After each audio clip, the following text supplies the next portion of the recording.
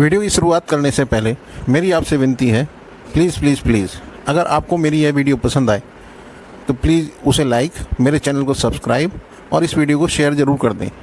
और साथ ही bell icon को भी प्रेस कर दें, जिससे मेरी आगे आने वाली नई वीडियो की नोटिफिकेशन आपको अपलोड होते ही मिल जाए। धन्यवाद। सभी सब्सक्राइबर को अवगत कराना है कि प्राविधिक कला कक्षा 11 एवं 12 की प्राविधिक कला संबंधित वीडियो मेरे YouTube चैनल टेक्निकल ड्राइंग गुरुजी पर लगातार अपडेट हो रही हैं। यदि आप मेरे चैनल पर नए हैं तो आप मेरे YouTube चैनल पर जाइए और सब्सक्राइब कर प्लेलिस्ट खोलिए। वहां आपको सभी वीडियो चैप्टर वाइज मिलेंगे, जिन्हें आप अपनी आवश्यकता के अनुसार देख सकते हैं। धन्यवाद। नमस्कार बच्चों, मैं हूं आपका दोस्त, आपका टेक्निकल ड्राइंग गुरुजी। देखिए, आज बेलन पर आधारित हम निर्णय करेंगे। इससे पहले हमने वृत्त पर आधारित निर्णय की है और अब उसके बाद बेलन और उसके बाद शंकु। अब बेलन की 2 निर्णय हैं और शंकु की 3 निर्णय हैं। अब इससे आगे ये चैप्टर फिर खत्म हो जाएगा और उसके बाद हम समिति चित्र चालू करेंगे। तो आज बेलन पर आधारित निर्णय स्टार्ट करनी है। इसे स्टार्ट करने से पहले मैं आपसे मेरी एक विनती है, जहाँ तक पॉसिबिलिटीज़ हैं आपकी, वहाँ तक इन्हें शेयर कर दीजिए, जिससे उन बच्चों का भला हो जाए। दरअसल टेक्निकल ड्राइंग के टीचर कम हैं और बच्चे समझ नहीं पाते हैं कि कहाँ तैयारी करें, और इन सवालों को समझने के लिए थोड़ा पेशेंस की ज़रूरत है और गाइडेंस की ज़रूरत है, जो इस चैनल के माध्यम से मैं प्रोवाइड कराने की कोशिश कर रहा हूँ आपको। मेरी आपसे विनम्र विनती है। दरअसल आप लाइक करेंगे, आप इसे वायरल करेंगे तो मुझे बहुत अच्छा लगेगा। आप इसे लाइक कीजिए और मेरी मेहनत को साकार बनाइए। देखिए, अगर आप मेरे इस चैनल पर बिल्कुल नए हैं और आपको कुछ समझ में नहीं आ रहा है, तो इसके लिए आप डिस्क्रिप्शन में मेरी प्लेलिस्ट पर जाइए और प्लेलिस्ट को ओपन कीजिए और उसमें पहली इंट्रोडक्शन 1 और इंट्रोडक्शन 2 वीडियो है, उसका अवलोकन कीजिए। तो उससे आपको सब कुछ समझ में आ जाएगा कि उधर समतल, उत्छेद और क्षैतिज और अनुविक्षेप, इनकी बेसिक जानकारी मिल जाएगी। और उसके बाद आप धीरे धीरे सारी निर्णय देखिए और इन्हें देखिए, उससे आपकी ये चैप्टर लंबिक प्रक्षेप का बहुत अच्छी तरीके से समझ में आएगा। तो चलिए, मैं बात कर रहा था कि हमें चित्र कहाँ से बनाना है। उधर समतल से। उधर समतल का चित्र क्षैतिज समतल पर दिखाई देगा और 45 का कोण बनाना है। तो अब आप देखिए कि उसने ये कहा कि एक बेलन का जिसके सिरे का व्यास 4.5 सेंटीमीटर है, अनुविक्षेप उत्सेद खींचो, जबकि वह अपने वक्र तल पर क्षैतिज समतल पर इस प्रकार पड़ा हुआ है। देखिए, ये पड़ा हुआ है। सबसे बड़ी बात, ये इसका अक्ष क्षैतिज समतल के समांतर है। तो देखिए, उधर समतल से चित्र बनाना है हमें, क्षैतिज समतल पर बनेगा और क्षैतिज समतल पर 45 का कोण इधर बनेगा। तो ये गोल ऊपर से बनना स्टार्ट होगा क्योंकि ये वक्र तल पर पड़ा हुआ है। तो अब देखिए, यहाँ पर आप बस एक चीज़ ये बेसिक सी समझ लीजिए इस वाले में, कि जो दोनों तरफ से चित्र बनते हैं, एक तरीके से समपार्श्व हुए या बेलन हुआ, क्योंकि उसके ऊपर भी वृत्त होता है, नीचे भी वृत्त होता है। तो इधर की उधर समतल से क्षैतिज समतल की तरफ बनेगा और चित्र यहाँ से स्टार्ट बनना चालू होगा। तो देखिए कैसे होगा। यहाँ पर एक बिंदु लगाइए और सीधी सीधी तरीके से 90 डिग्री का कोण बनाइए। ये 90 डिग्री का कोण बनाया और ये हमारा कितना है, अगर इसका व्यास 4 सेंटीमीटर है तो त्रिज्या इसकी 2 होगी, ये आपको पता ही है। तो 2 सेंटीमीटर की त्रिज्या भरिए आप।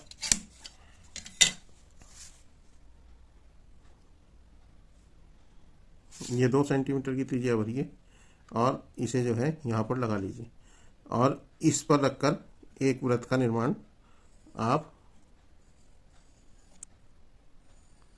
कर दीजिए और इसे जो है पूरा कीजिए। जब वृत्त बना लिया था तो हमने इसके बाद क्या किया था, इसका आधा किया था। यहाँ से लीजिए और थोड़ा सा इतना ही ले लीजिए जितना व्यास है, देखिए, और एक चाप ये लगाइए, एक चाप ये, और इधर रखिए इसी दूरी से एक चाप ये लगाइए और एक चाप ये लगाइए। इन चापों को छोटा कर लीजिए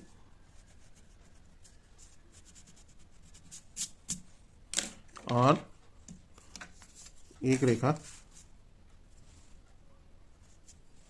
यहाँ से यहाँ तक खींचिए।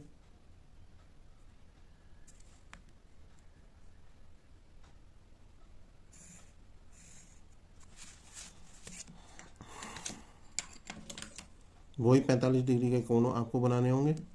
तो इस कोण का आधे से अधिक दूरी लेके एक चाप ये लगाइए और इसी दूरी को रखकर एक चाप इधर काटिए। ऐसे ही एक चाप इधर लगाइए और इधर रखकर ये काट लीजिए। यह आपके 45-45 डिग्री के कोण बन रहे हैं। और यहाँ पर एक निशान लगाइए और यहाँ पर एक निशान लगाइए, इससे रखिए, इस तरह से गुजारिए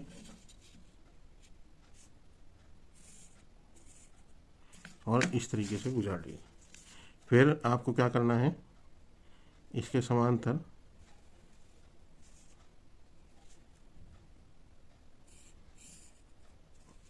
ये खींचिए,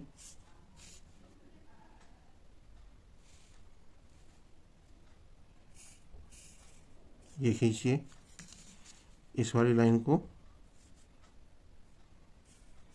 पूरा कर लीजिए और यहाँ से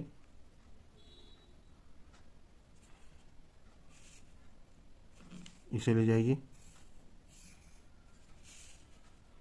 और ये ले जाइए। पिछली वीडियो में जैसे हमने किया था,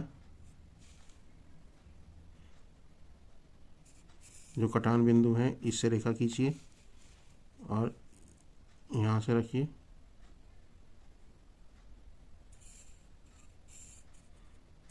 और यहाँ से रेखा खींचिए और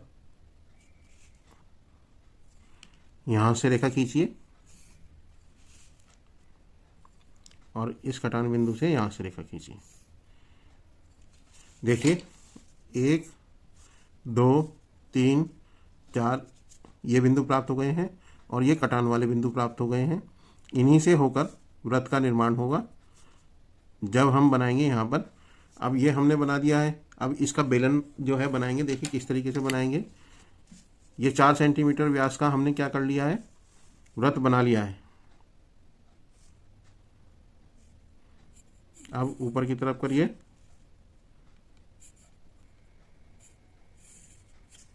ये बनाइए, ये लाइन लंबी कर लीजिए।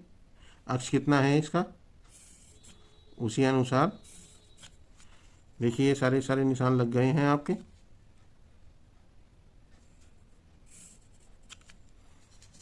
यहाँ से 4.5 सेंटीमीटर का निशान लगाइए और यहाँ से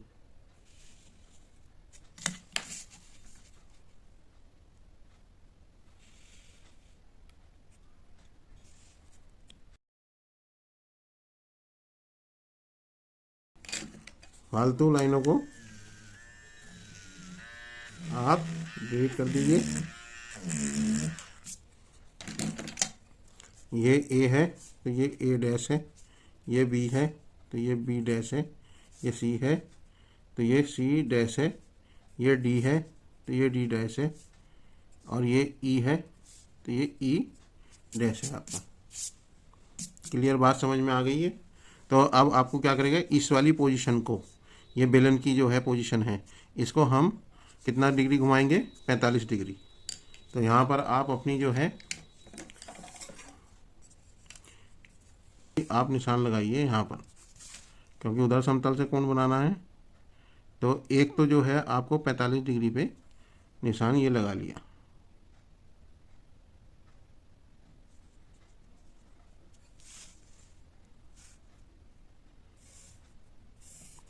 ये आपकी रेखा बन गई और इस पर एक 90 डिग्री का कोण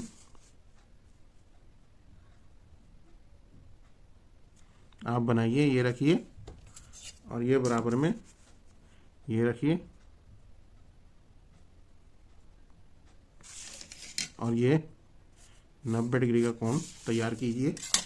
90 डिग्री का कोण तैयार करने के बाद आप ये वाली दूरी नापिए। देखिए ये वाली आपने दूरी नाप ली है, इसे रखकर यहाँ काट लीजिए और इस वाली दूरी को यहाँ रखिए और यहाँ काटिए।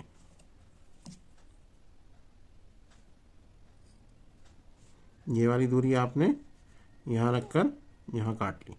अब आपको क्या करना है, देखिए ये वाली दूरी ली, पहले वाली। क्लियर है बात।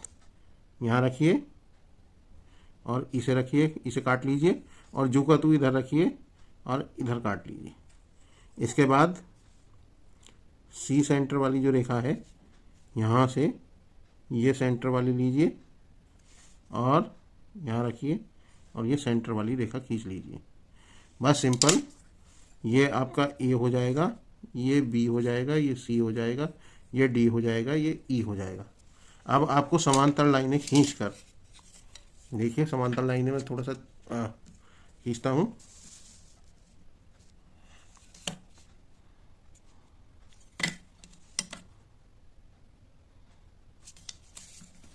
पहले यहाँ से जो है हम रेखा बना लेते हैं।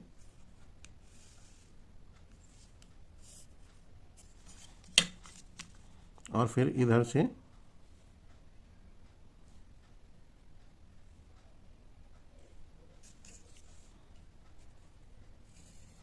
एक रेखा हमने ये खींची, दूसरी रेखा ये खींची, तीसरी रेखा ये खींची और चौथी रेखा ये खींची। उसी तरीके से A dash, B dash, C dash, D dash और ई डैश हम निशान लगा लेंगे। और यहाँ से इस पे फिर हमारा काम रह जाएगा सीधे सीधे प्रक्षेप खींचना। तो देखिए, प्रक्षेप खींच लेते हैं। एक रेखा, दो रेखा, तीन रेखा,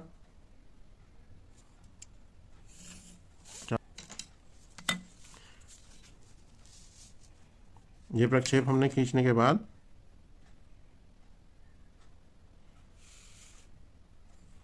यहाँ से सेम पोजीशन हम बनाएंगे।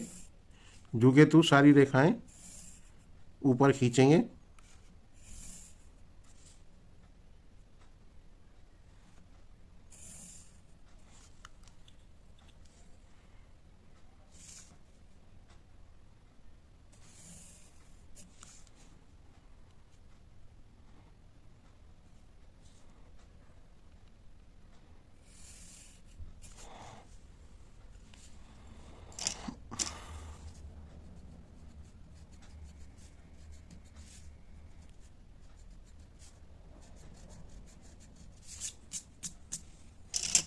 ये बना लिया है।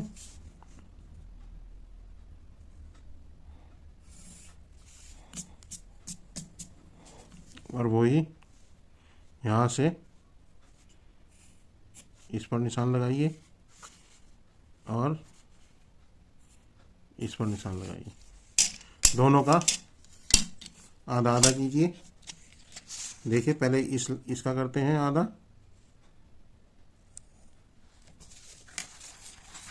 इसे रखिए और इसे कीजिए। ये जो बड़ी वाली रेखा है इसका हम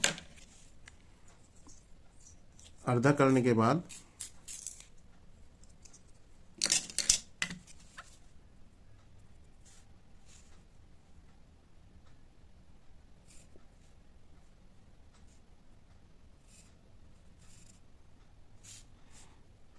यहाँ से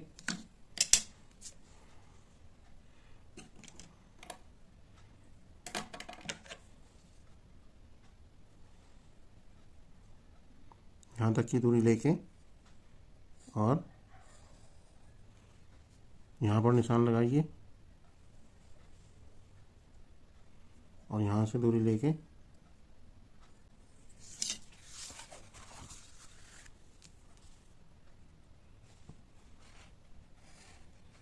यहाँ पर निशान लगा लीजिए। इसके बाद हम इसको वही आधा आधा करेंगे।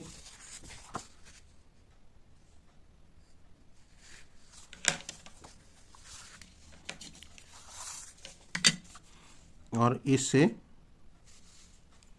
सेम प्रीवियस निर्णय की तरह यहाँ पर निशान ढूंढेंगे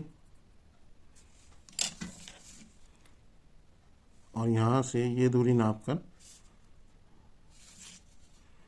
यहाँ से ये निशान लगाएंगे और फिर इस दूरी से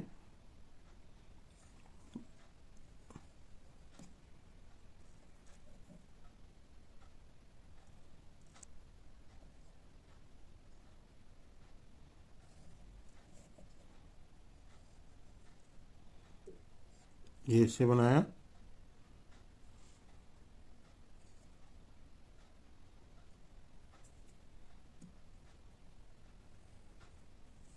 और ये इससे जोड़ दिया।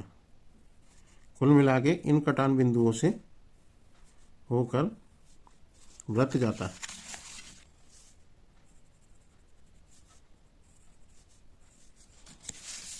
हमारा एक दीर्घवृत्त बन गया है, बेलन का एक हिस्सा बन गया है। अब इसी तरीके से हम दूसरा हिस्सा बनाएंगे। देखिए ये ए है,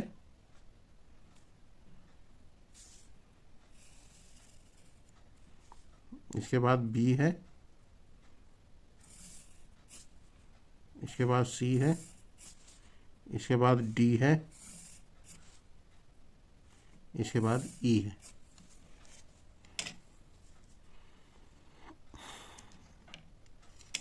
वही है। अब या तो आप सीधे भी मिला सकते हैं। देखिए एक पॉइंट ये हो गया, एक पॉइंट ये हो गया, एक पॉइंट ये हो गया, एक पॉइंट ये हो गया, एक पॉइंट ये हो गया, एक पॉइंट आपका कटान बिंदु का ये हो गया, ए ये जा रहा है तो एक ये हो गया, एक ये हो गया। इसे आप आराम से हाथ से भी मिला सकते हैं।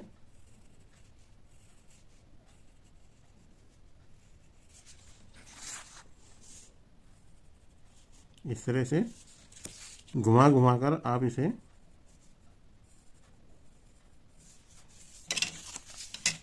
हाथ द्वारा भी मिला सकते हैं। अब देखिए ये हमारा जो है बन गया है। अब हमारी तरफ हिस्सा कौन सा है? देखिए ये वाला है, तो इसका ये वाला हिस्सा यहाँ पे होगा, तो ये हमारी तरफ होगा। यानी कि एक तरीके से ये वाला अगर हिस्सा हमारी तरफ है तो ये वाला जो हिस्सा है ये हमारी तरफ होगा, तो ये जो है सब पीछे को मिलेंगे। तो आप जो है इसे यहाँ मिला दीजिए और यहाँ मिला दीजिए। इसके बाद आपको क्या करना है, देखिए ये वाली जो पूरी की पूरी लाइन है ये पीछे वाले हिस्से की है, तो आप इसे जो है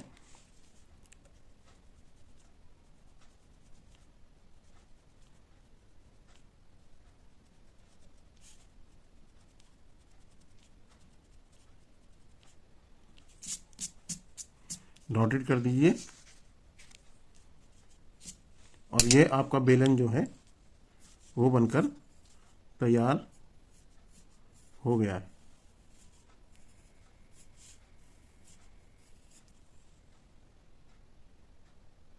तो मुझे पूरी आशा है ये निर्णय आपको पूरी तरीके से समझ में आ गई होगी। और इसके बाद इसकी माप लिख दीजिए। ये पूरी की पूरी हमारी कितनी है?